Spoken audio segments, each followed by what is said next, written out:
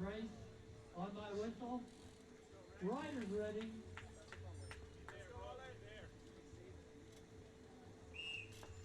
All right, our Cat 4 riders. Hey, welcome back to a Faster Me. This is the CBR number 5, the Cat 4, open Cat 4 category.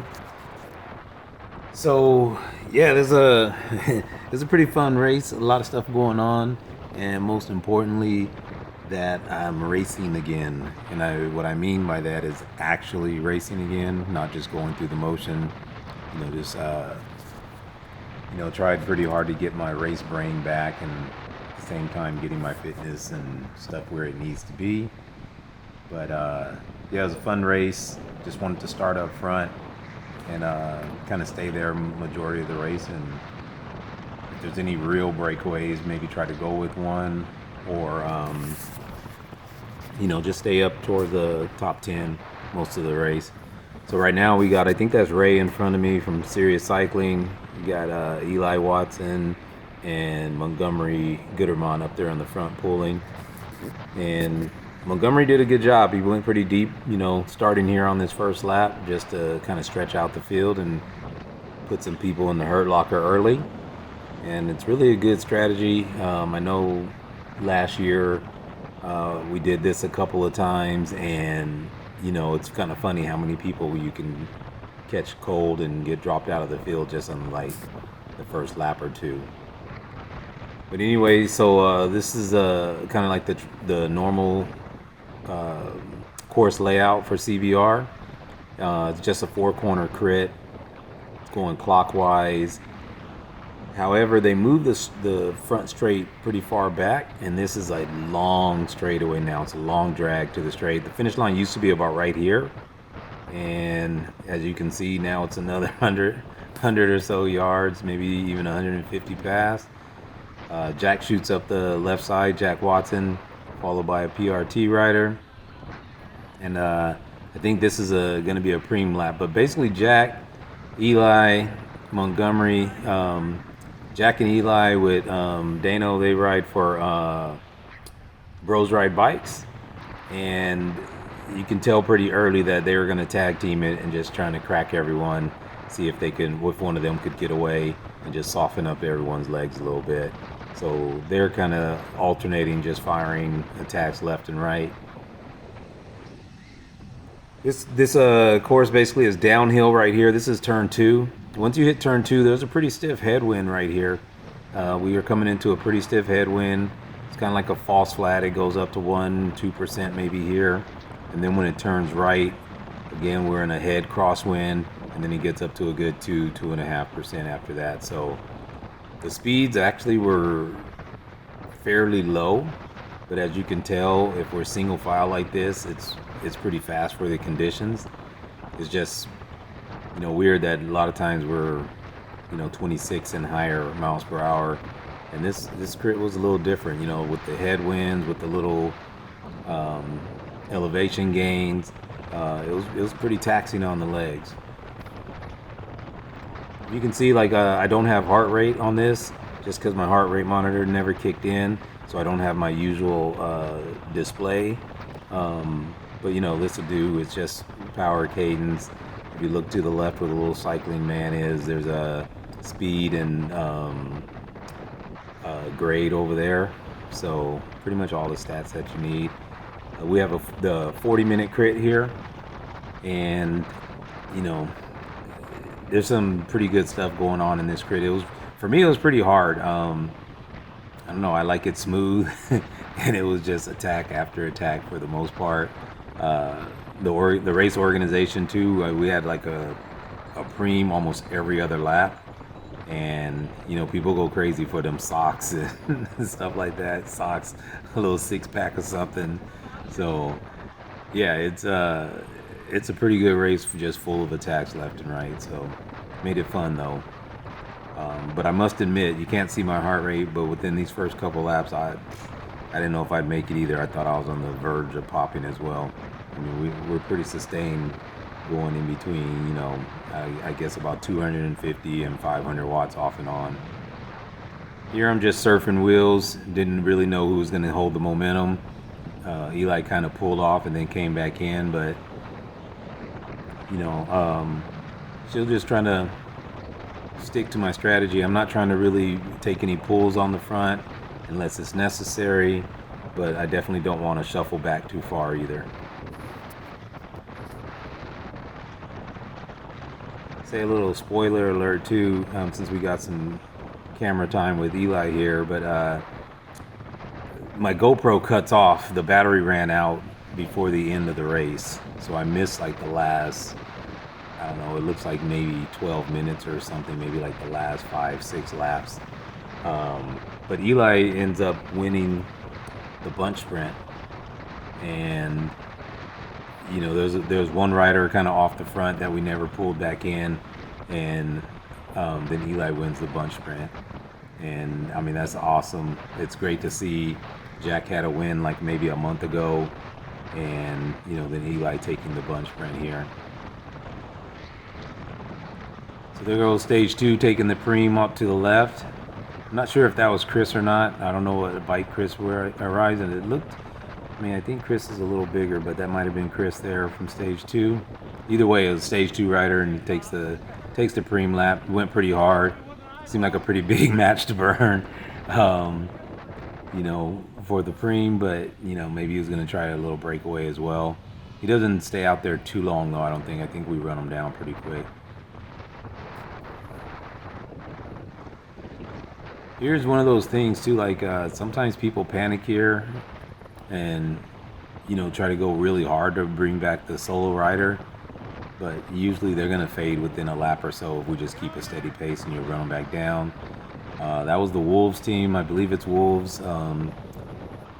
Just going up front, maybe trying to create a little break, but of course no one was going to let them have it. Everybody yelled, they jump on it because they're a team, is obviously, and definitely don't want 3 guys getting off the front working together. It's unfortunate too. I think all 3 of them have a crash this race. I'm not 100% sure. I know 2 for sure, but possibly all 3 of them crashed this race, and yeah, that just sucks because one, people get hurt. I know a couple people had some damage to their faces, and I went through that in January. Had a concussion, hit my head, had a piece of glass in my cheek, and it ended up cutting me twice. I have 2 big scars on my face now. So yeah, we got to learn how to land better. I thought I was the only one, but now I saw like 2-3 other people face planted this year. So we gotta learn how to hit the pavement a little better. Obviously stay off the pavement as much as possible, but eventually it's gonna happen. So again, as you guys can see, like the speed might not be high, but the pace is definitely hot these first few laps. I mean, we've been strung out pretty single file for a while now, and it's a pretty good effort. I don't want to say it's like the hardest race ever or anything like that, but it was pretty hard, and just good, steady attack after attack for the most part. And anytime it did slow down, obviously like normal, somebody's gonna either pick up the pace or launch a little attack to get everyone moving again.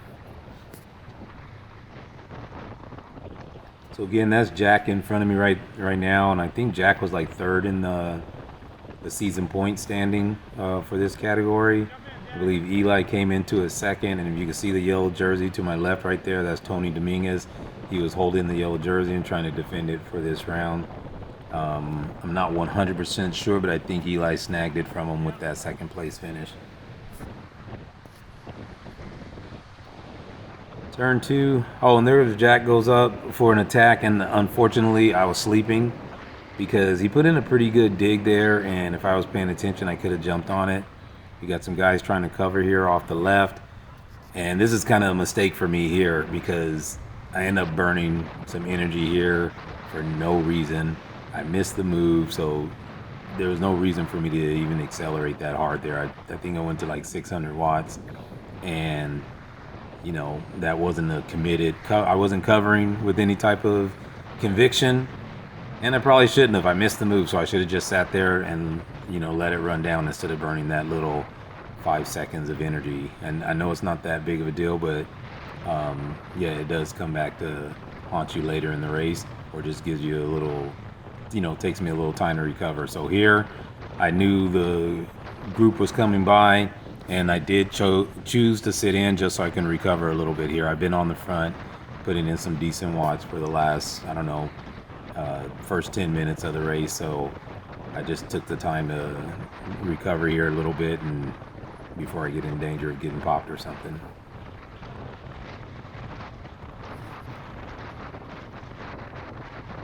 So there goes one of the Wolves guys right now. And that's Dano right there for Bros Ride Bikes. And it's funny because Dano's a pretty big guy too. I know he's into powerlifting and stuff like that, and it's so funny just to see someone that's so big and work on his stamina the way he does. He doesn't have any problems in these races. He's just really fit. And for the big guys, obviously a lot of times it's trouble when the road goes up, but for him to be a bodybuilder or whatever, he does really well with these short repeat efforts.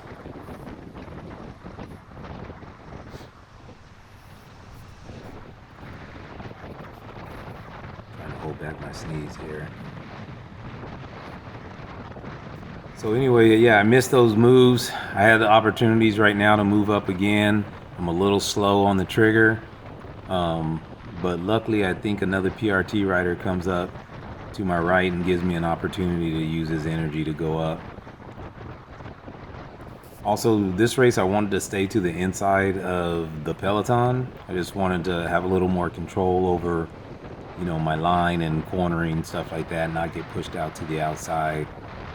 All the mess gets pushed out to the outside, so sometimes in the inside you may have to take the corner a little slower depending on how thick traffic is, but usually you can dictate your line and it's a little bit safer.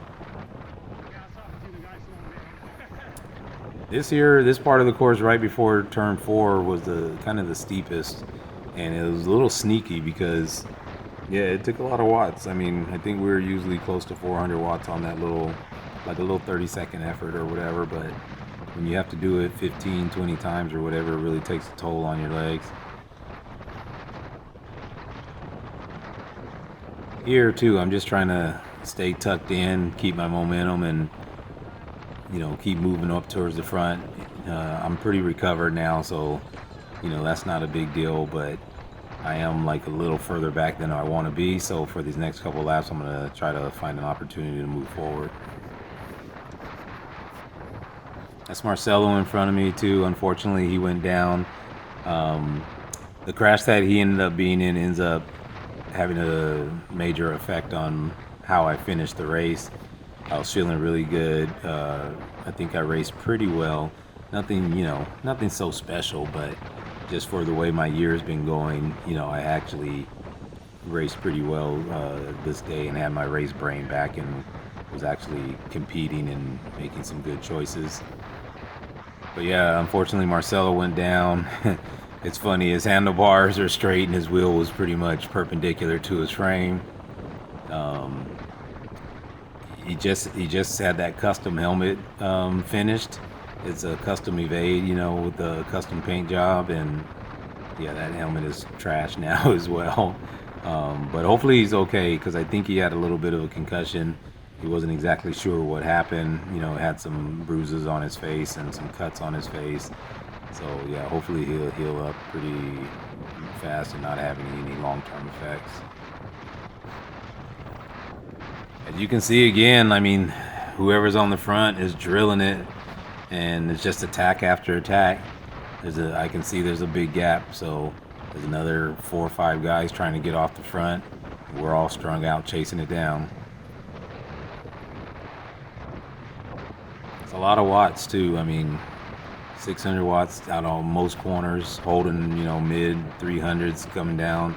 It was pretty taxing, and the guys up front had a good strategy and they were doing their job, just putting pressure on everyone. There's Johan to my left right there too with the white helmet.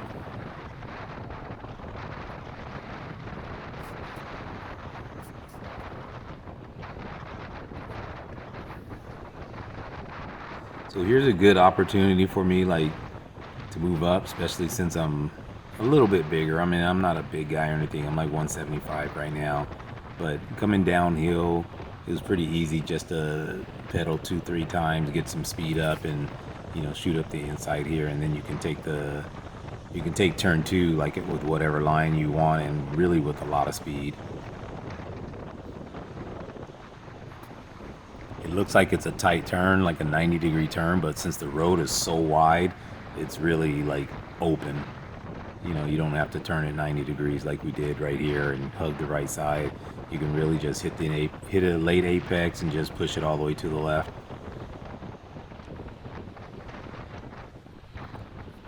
I'm getting a good draft in here, but I really shouldn't be in here. Don't want to be in here. You can easily get boxed in if something goes now. As you can see, people are moving up the left side.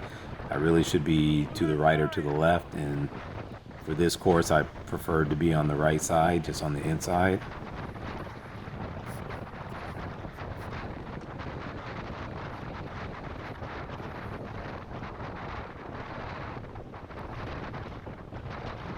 Yeah, I think people are finally wearing out a little bit. It looks like the pace might be settling down a little bit, or at least for now.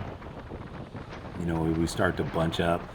Again, when it's stretched out, it doesn't even matter what the speed is. It's just, if you're single file, typically that means it's fast for the conditions. It doesn't have to be super high speed. It just means that's typically as fast as people can go if it's single file, because if not, others would be moving up on your left and right. When it's something like this and we're 4 wide, then yeah, it's pretty slow. It's calmed down a lot.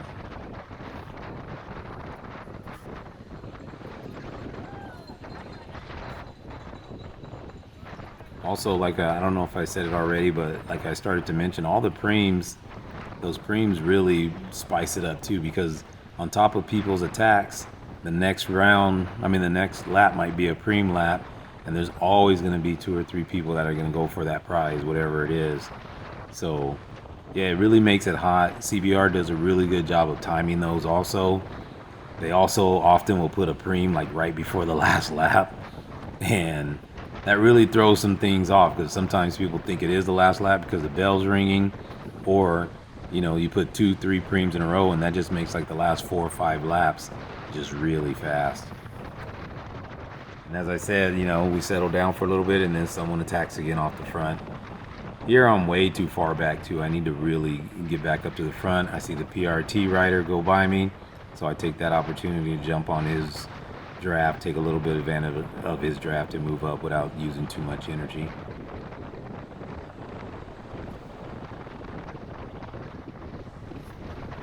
So my man right there with the gray and orange, we spent a lot of time together. At one point after one of the crashes, unfortunately, a couple guys attacked like right at the spot where they're slowing down the front guys to go around the crash. Not sure about the etiquette of that one, but it happened. Some people attacked, and me and this guy, like, we spent a lot of time trying to run it down. We kind of got caught out, and we were just in no man's land for a long time trying to run it down, and eventually we get back on. But yeah, it was just it was a brutal effort. There's Danny right there in front of me from PRT with the black and white on. Danny's definitely a good rider. I trust him a lot in some of these races, and he's always going to be safe. And it's really good to see him, because I think sometimes people think there's only one way to race. It's unfortunate that a lot of people think like every time you race, or if you're not winning races, you have no business racing, stuff like that. I hear a whole bunch of kind of macho BS sometimes on the race scene. But honestly, without people that just like to compete and like to be out there, racing would not survive in America. It's not that popular for only the winners, or only the elite to support the sport. There'll be 5 guys out here racing, and that's it. Like, half the people out here are racing for their own reasons. Yes, everybody wants a high finish. Everybody would love to win. But to be honest with you, sometimes we're just out there competing with ourselves, competing in our mind, whatever it is, chasing demons. But yeah, it's just good to see that someone like Danny, which I'm not saying he's not out here competing or trying to win, but he's not delusional. If he's not putting in all the time, stuff like that, sometimes he comes out, competes, has fun, rides safe, and that's good enough. It's the same with me. It's the same with my wife. Winning's great, and we're trying to do our best, but it's not win at all costs. So anyway, back to the race, I guess. I don't know. I think this little section here, yeah, I'm just when it comes to climbing, I'm just a little wimpy. Like that little section there was really taxing my legs after a while. It more so was just all the attacks, like the speed we were having to climb up that little 2.5% hill, just with the repetition it gets to you. I believe this might, I don't know if that's Chris or not still. I think the young man in the red right here in front of me, I'm not sure of his name, but I think he gets caught up in that crash with Marcelo as well. One of them, I think it was Marcelo, was down for a while, and that ends up not stopping the race, but throwing a monkey wrench in my race.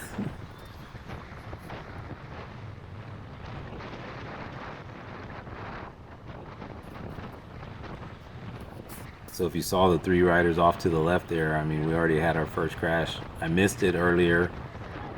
And here, everybody's kind of falling asleep, and that's where the crash was, where they're telling us to slow down a little, and the guys attacked at the crash spot. Yeah, I didn't think that was the best etiquette, but it is what it is. It's local Cat 4 racing, so it's not like you're on the world tour where people are gonna slow down for people to get by in the crash, and people are gonna take advantage of it and attack at that time. So a couple of us get caught out, and the chase is on, and there's a pretty good gap. Danny kind of gets tired there, and he's like, nope, I'm not gonna do it. You see him shaking his head. He's like, I'm not chasing that down. My man here in the orange he wants to chase it down, but he's just like, wow, that's a pretty big gap there. So that's a lot of energy going. So we get the rider in the turquoise up there going, and we try to jump on him. But honestly, those guys up front, they're really putting in a hard effort.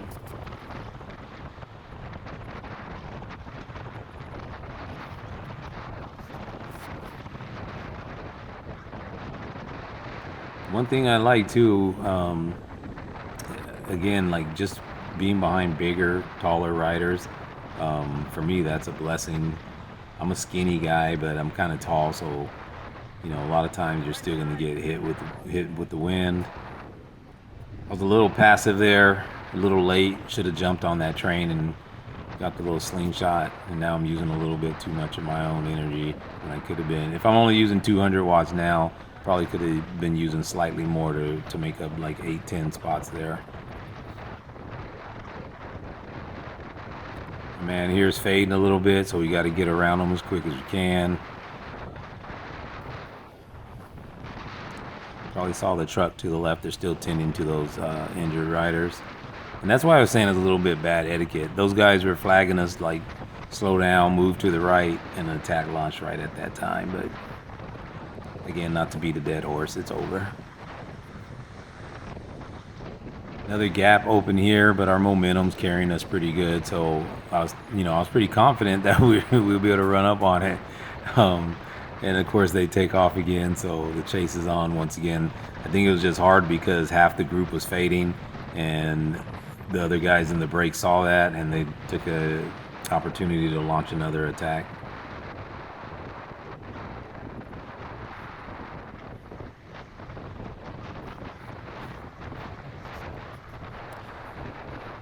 So yeah, those guys up front are pretty committed too. This takes us a while. I think it ends up taking us a good 3 laps before we run it back down. And yeah, it was definitely a hard effort. There was no let up. It was just, chasing as long as we can. There's Danny back. I talked to Danny after the race, and he was saying he's not in that great of shape. He's only been riding about 20 miles a couple times a week, or whatever it is. But he recovered pretty quick because he had just taken a pull a minute ago, and he recovered pretty quick, and there he goes back trying to run it down again.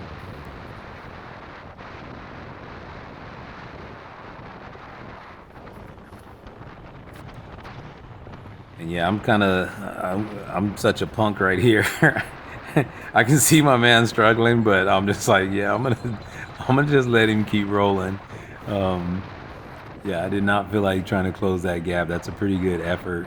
Um, Definitely at the speeds we're going, you're doing 26, 27, and you got like a 30-yard gap. It takes a lot of effort to try to close that. So I'm not gonna sprint, but I knew that we'd run it down. Like they were fading a little bit, so I knew that we were catching them, but I did not want to burn like a big, 700 or more watts to try to get down there and catch it. I just thought, hey, I can tell they're fading. It's a pretty big group though, so it is a little dangerous.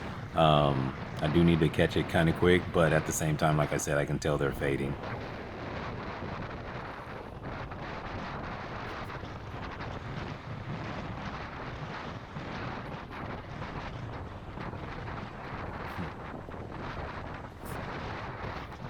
And there it is.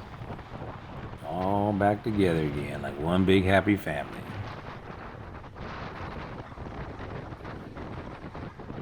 I think there's still one rider off the front up there, and I'm not sure if he's the guy that ends up winning it. I don't think so, because I think we all caught it, and then a little bit later there's going to be another attack that goes off the front. So unfortunately, like I said, my GoPro battery ends up dying. I think I turned it on too early. I was, we were in staging, waiting for the other race to finish, and often I'll forget to turn on the camera or forget to turn on my computer, and I end up turning the camera on too early, and I think I lost about 12 minutes off the camera, and it only records up to about here, where we only have so many laps to go. I think there's only like 4 or 5 laps to go or so. There's Chris right there to my left with stage 2, and I don't know if it's this race or the next one, but I think Chris, yeah, it's not this race, it's the next one, but Chris had a good sprint finish on the next video. I also raced the 4-5 today, so anyway, this is pretty much the end of the footage as far as the video. I'm going to show you 2 pictures here and explain what happened. So we're all back together now. I have moved up to the front and was in like 5th position going into the last lap, but this crash happened second to last lap here, and that's right in turn 1. So unfortunately, when we came around for the last lap, there's a sheriff's car in the way, the truck's in the way, and there's a bunch of people out there pushing us to the left side to go around.